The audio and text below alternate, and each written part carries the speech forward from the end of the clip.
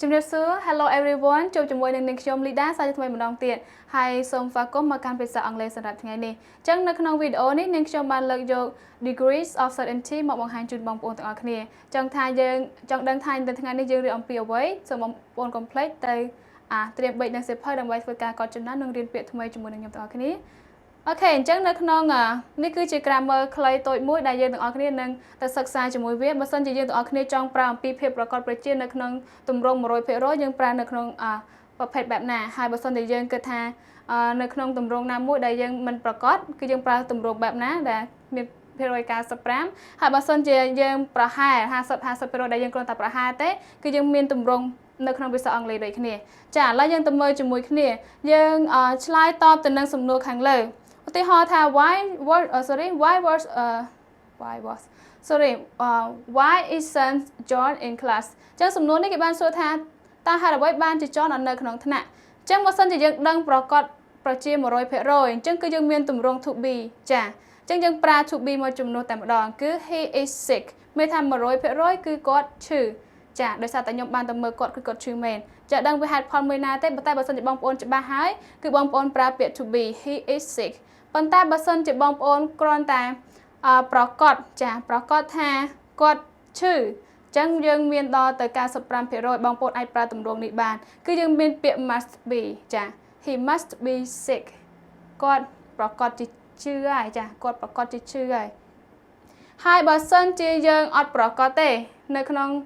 ការដែលយើងគ្រាន់តែប្រហែលជា 50% ដែលគាត់ឈឺគឺយើងមាន3ទម្រង់ចាបងប្អូនអាចប្រើនៅក្នុងទម្រង់ he may be sick ចាគាត់ប្រហែលជាឈឺឬក៏យើងមានពាក្យ he might be sick the same meaning and he could be sick នេះក៏ដូចគ្នាដែរគាត់ប្រហែលជាឈឺដូចគ្នាឬក៏គាត់អាចជាឈឺចាទម្រង់បែបនេះចឹងរំលឹកឡើងមកវិញម្ដងទៀតបើសិនជាបងប្អូនចង់ប្រើនៅក្នុងទម្រង់ណាដែលប្រកបប្រជាយើងមានទម្រង់ទី1គឺយើងប្រើ to be is ដោយឡែកដោយសារតែយើង subject he ទៅកន្លែងនេះយើងប្រើ is ចុះបើសិនជាយើង subject I យើងប្រើជាមួយ I am sick បើសិនជា subject you we they គឺយើងប្រើ are នៅក្នុងទម្រង់ present កាលរបស់យើងទម្រង់បច្ចុប្បន្នកាលធម្មតាអញ្ចឹងគឺយើងមាន to be អូខេហើយបើសិនជាបងប្អូនប្រកបប្រជាគឺយើងប្រើពាក្យ must be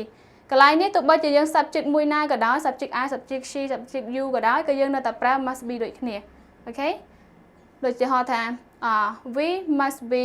sick ឬក៏ they must be sick ដូចគ្នាអត់បញ្ហាទេអូខេឥឡូវយើងទៅមើលទម្រង់បដិសេធថាបងប្អូនអាចប្រើនៅក្នុងទម្រង់បដិសេធអំពីភាពប្រកបប្រជាយើងដាក់បានប៉ុណ្ណា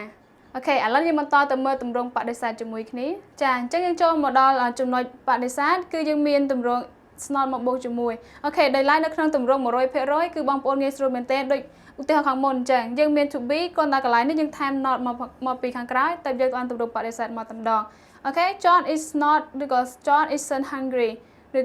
ចាអញ្ចឹងកន្លែងនេះមានន័យថា John អត់បានឃ្លានទេ 100% គឺគាត់អត់បានឃ្លានអញ្ចឹងបងប្អូនប្រើទម្រង់ to be មកតែម្ដងចា 100% គឺគាត់អត់ឃ្លានទេអូខេហើយបើសិនជាក្នុងលក្ខខណ្ឌដែលយើងគិតថា90% គាត់មិនឃ្លានទេគឺយើងប្រើពាក្យ could not ចាយើងមាន couldn't be អញ្ចឹងយើងអានថា couldn't be អញ្ចឹងមានន័យថាมันអាចឃ្លានទេចាគាត់អត់អាចឃ្លានទេមែនទេអញ្ចឹង John มันអាចឃ្លាននោះទេអូខេទម្រង់ដែលយើងមានប្រកបប្រជាតា 95% បងប្អូនប្រើ must not be ដដែលចាដោយឡែកពាក្យ must not be កន្លែងនេះគឺយើងសេបែបនេះចា must not be អញ្ចឹង John must not be hungry yes អូខេ John ប្រកបជាមិនឃ្លានទេអូខេអញ្ចឹងមានទម្រង់មួយទៀត John might not be hungry អញ្ចឹងត្រឡប់មកវិញអញ្ចឹងបងប្អូនមានលក្ខខណ្ឌក្នុងការប្រើអំពីភាពច្បាស់ប្រកបនៅក្នុងទម្រង់ភាសាអង់គ្លេសបានលក្ខខណ្ឌបែបនេះចាអញ្ចឹងបើសិនជាបងប្អូនប្រកបហើយគឺយើងមាន to be មកជាមួយតែបើសិនជា 99% គឺយើងមាន could not be ហើយបើសិនជាបងប្អូន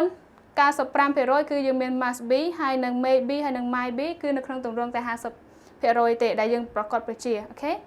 ឡូវយើងទៅមើលទម្រង់អតីតកាលម្ដងថាយើងអាចប្រើនៅក្នុងទម្រង់អតីតកាលខុសពីទម្រង់បច្ចុប្បន្នកាលយ៉ាងម៉េចចាអូខេតើឥឡូវនេះយើងទៅមើលឧទាហរណ៍ជាមួយនឹងខ្ញុំទាំងអស់គ្នាទាក់ទងជាមួយនឹងឆ្លើយទៅនឹងសំណួរ why wasn't Mary in class អញ្ចឹងនៅក្នុងទម្រង់អតីតកាលគឺយើងសួរនៅក្នុងទម្រង់អតីតកាលដូចគ្នាតើហេតុអ្វីបានជា Mary អត់បាននៅក្នុងថ្នាក់រៀនចាអតីតកាលហើយនៅពេលដែលយើងឆ្លើយយើងដឹងថាយើងប្រកបប្រជា 100% គឺយើងមានទម្រង់ was ចា she was sick កន្លែងនេះបើសិនជា subject you ឬក៏ subject we subject they subject plural noun ដែលយើងគិតថាវាជាទម្រង់វាជាពហុនាមគឺយើងប្រើ word ទាំងអស់អញ្ចឹង the like she គឺជា subject singular អញ្ចឹងយើងបានប្រើជាមួយនឹង was she was sick 100%គឺនាងបានឈឺចាហើយបើសិនជាគាត់នាងប្រកាសជាបានឈឺគឺយើងមានទម្រង់ must have been ចានេះគឺជាទម្រង់របស់យើងនៅក្នុងទម្រង់ដែលប្រកាសតែ 95% ដែលមានន័យថាប្រកាសជាចាមិន 100% ទេអញ្ចឹងនាងប្រកាសជាបានឈឺហើយនៅក្នុងទម្រង់ 50% គឺយើងមានដូចគ្នាដោយយើងមាន may have been sick និង might have been sick could have been sick ដែលនៅក្នុងនេះគឺមានតែត្រឹម 55% ទេដែលនាងបានឈឺចាអញ្ចឹងអូខេអញ្ចឹងនៅក្នុងទាំង3 part នេះនាងខ្ញុំសង្ឃឹមថាបងប្អូនអរគ្នាអាចនឹងយល់ហើយនឹងការចេះប្រើជាមួយនឹងកម្រិតនៃភាពប្រកបប្រជាចាចាអញ្ចឹងចំណុចទាំង3របស់យើងខ្ញុំបានមកដល់ទីបញ្ចប់ហើយដោយចំណុចទី1នឹងខ្ញុំរំលឹកសារឡើងវិញគឺនិយាយអំពីទម្រង់ positive ដែលយើងប្រើជាមួយនឹង to be ក្នុងន័យ 100% យើងប្រកបប្រជាហើយ must be យើងប្រើនៅក្នុងទម្រង់ 95% ហើយនឹងទម្រង់តែ 50% គឺយើងមាន maybe might be ហើយនឹង could be ហើយនៅក្នុងទម្រង់បដិសេធទី2ចាយើងគ្រាន់តែថែម not មកយើងអាចធ្វើឲ្យទម្រង់នេះទៅជាទម្រង់បដិសេធហើយនៅក្នុងទម្រង់ចុងក្រោយគឺស្ថិតនៅក្នុងទម្រង់ past ដែលយើងមានការយើង change work របស់យើងដូចជាកន្លែងនេះអញ្ចឹងអូខេអញ្ចឹងយើងត្រូវមានការចំណាំ